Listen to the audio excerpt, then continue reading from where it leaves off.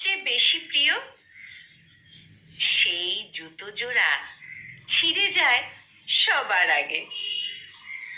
যে জামাটা আমাকে সবচেয়ে বেশি মানায় সেই জামাটা ছিঁড়ে যায়, নয়তোবা রং লেগে যায়। যে ঘড়িটা পরলে আমার হাত ফুটে ওঠে সেই ঘড়িটার হয়তো ব্যাটারি নষ্টই হয়ে যায়, কিংবা বেল্ট।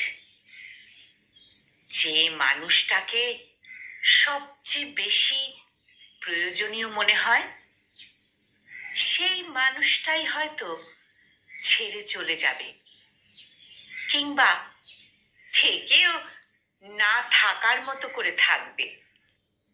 আসলে সব ঝামেলাই ওই প্রিয় শব্দটাকে নিয়ে। যে জিনিসটা আমরা সবচেয়ে বেশি করে কাছে রাখি সেই জিনিসটাই আমাদের সব থেকে প্রিয়। সেই জিনিসটাই আমাদের কাছে সব থেকে প্রিয়, তাই সেগুলো মেনে নিতে হয়, ছেড়ে থাকা শিখতে হয়। কারণ নিজেকে ভালো রাখার জন্য, নিজেকে ভালো রাখার জন্য এগুলো মেনে নিতে হয়। সংকলিত এই মোটিভেশনাল পাঠটি উচ্চারণে আমি নিবেদিতা। Namaste.